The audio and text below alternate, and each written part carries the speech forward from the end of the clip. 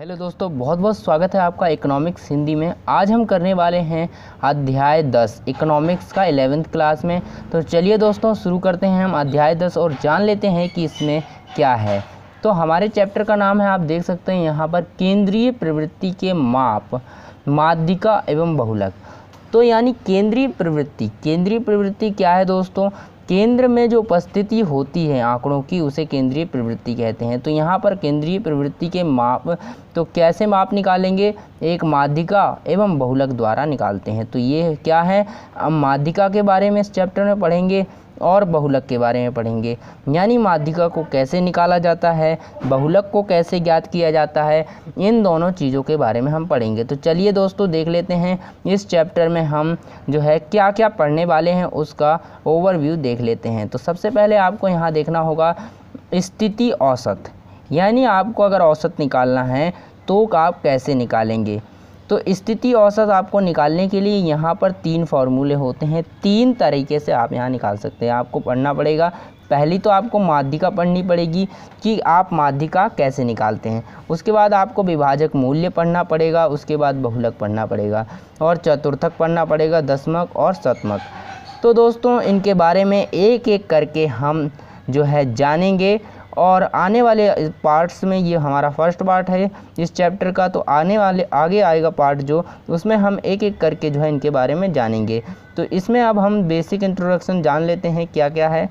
तो और स्थिति औसत, यानी स्थिति के हिसाब से जो औसत होता है वो स्थिति औसत है। तो माध्यिका क्या होती है? अब दोस्तों मैं 2 चीज़ें समझाना चाहता हूँ, माध्यिका और बहुलक। इन दोनों में अंतर क्या है? माध्यिका किसे कहते हैं, बहुलक किसे कहते हैं?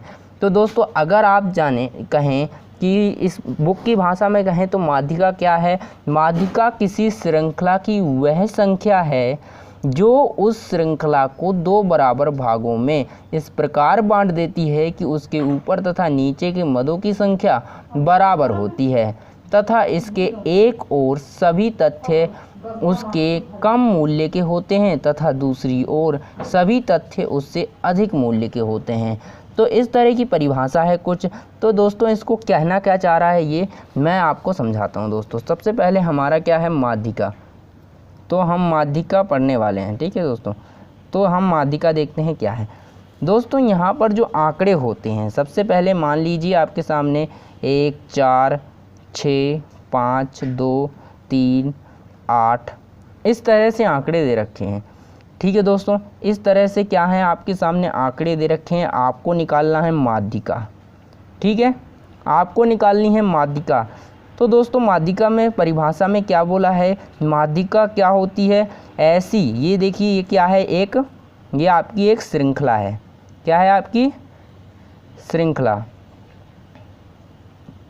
तो आपकी ये क्या है, आपकी श्रृंखला है, यानी आंकड़ों की एक श्रृंखला। यानी श्रृंखला किसे कहते हैं दोस्तों? श्रृंखला कहते हैं आंकड़ों के समूह को, यानी आंकड़ों के समूह को श्रृंखला कहते हैं।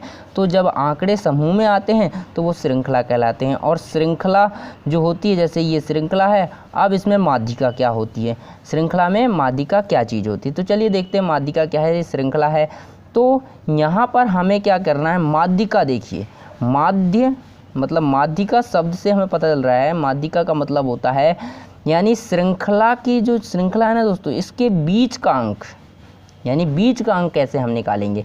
यानी हमें क्या करना है, आगे से श्रृंखला को देखना है, आगे से इस तरफ जाना है और पीछे से इधर की तरफ, यानी पीछे से हमें बाईं ओर जाना है और आगे से हमें दाईं ओर जाना है।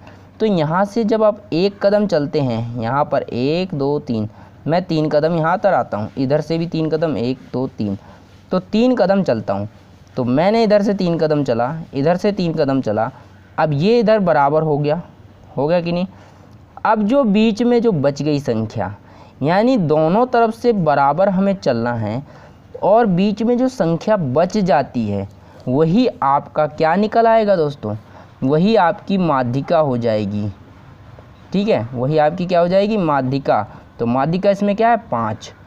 तो क्योंकि 5 इसमें बीच में बच गया, तो इसी तरह ये परिभाषा कह रही है कि किसी श्रृंखला में जो है 2 बराबर भागों में बांट देती है, उसके बाद जो उसमें बीच का अंक बचता है या जो भी बचा है तो उसे माध्यिका कहते हैं।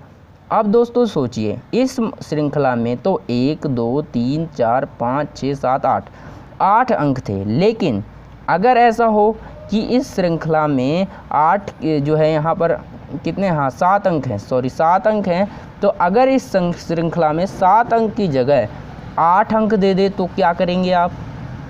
8 अंक दे दे तो क्या करेंगे आप? तो देखिए यहाँ पर अगर मैं इसी श्रृंखला को लिखूँ 1 4 6 5 2 3 8 और 2 और जोड़ देता हूँ, यानी 2 और लगा दिया, तो ये हमारी क्या करेंगे श्रृंखला। अब देखिए इस श्रृंखला में आपको क्या दिख रहा है, इसमें 8 अंक हैं, तो इधर से भी बराबर करने हैं, इधर से भी बराबर करने हैं, तो हम क्या करेंगे, इधर से हमने पहले 3 बराबर करे, इधर से हमने 3 करे, तो बीच का अंक देखना होता है। श्रृंखला के बीच का अंक ही माध्यिका कहलाता है दोस्तों। क्या कहलाता है? किसी श्रृंखला के बीच का अंक माध्यिका कहलाता है।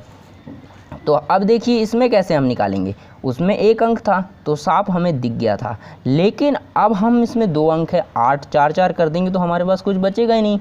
तो हम इसमें क्या करते हैं, यहाँ से जितने हो सकते हैं इधर से बराबर करेंगे, इधर से करेंगे, और बीच में अगर 8 है, यानी 8 है तो ये डबल जोड़ बन रहा है, तो यहाँ पर 2 अंक छोड़ देते हैं, इन दोनों को ले लेंगे।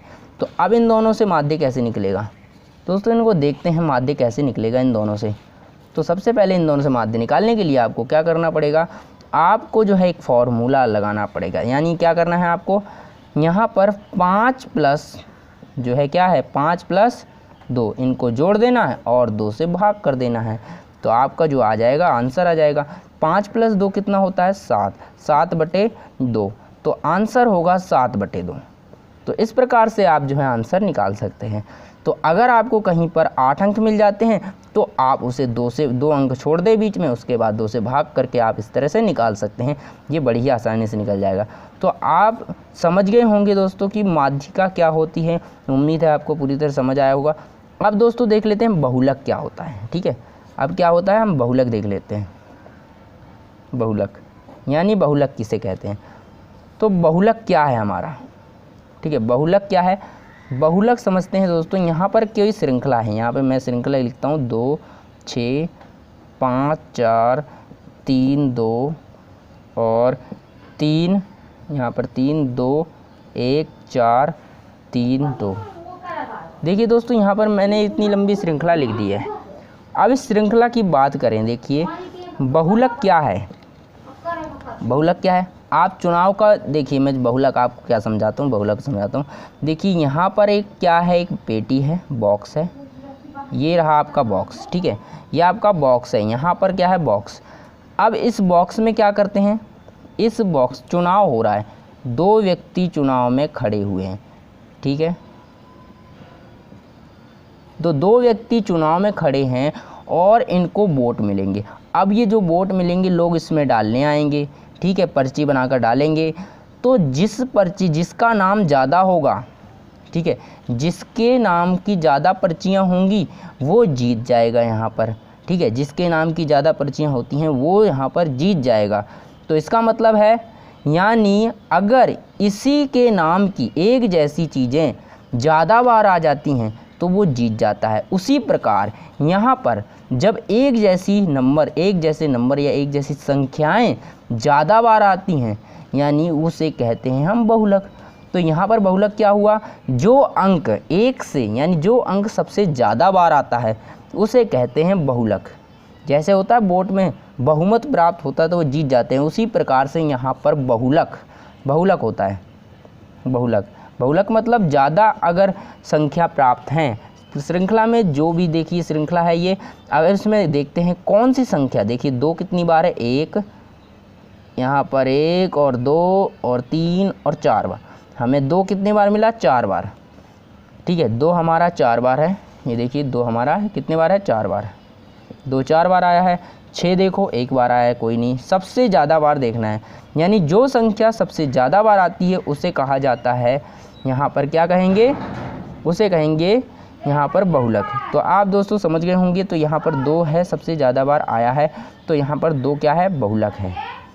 तो अब हमें क्या देखना है, अब हमें देखना है विभाजक मूल्य।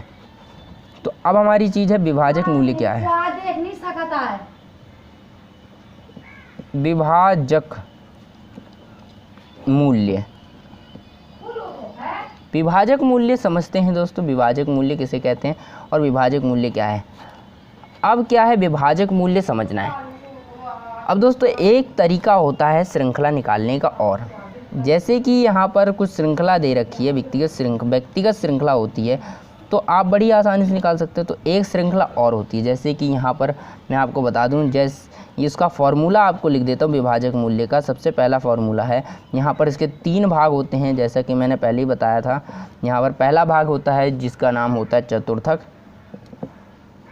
चतुर्थक होता है। दूसरा भाग होता है उसका नाम होता है दशमक,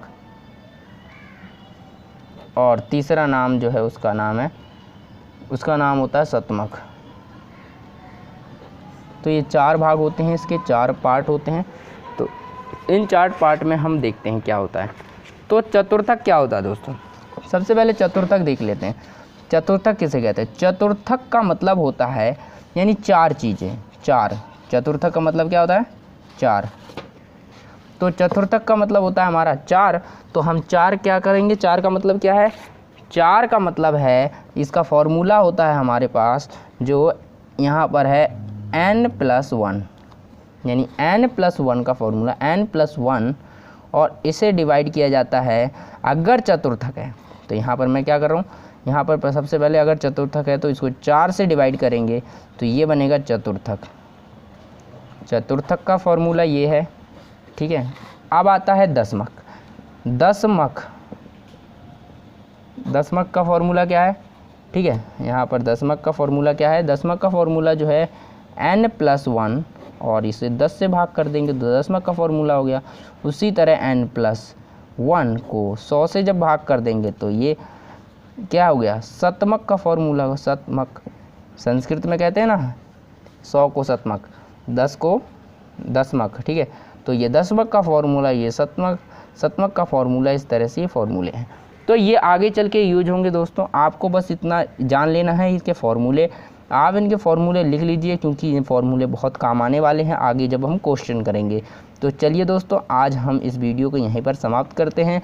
आगे हम इस चैप्टर में पढ़ेंगे जो है अगली वीडियो में। तो चलिए दोस्तों, नमस्कार। तब तक के लिए अगर वीडियो अच्छी लगती है तो इसे लाइक कर देना दोस्तों। अगर आप हमारे चैनल पर पहली बार आए हैं तो इसे सब्सक्राइब करना मत भूलना। तो चलिए दोस्तों, फिर मिलेंगे, बाय बाय।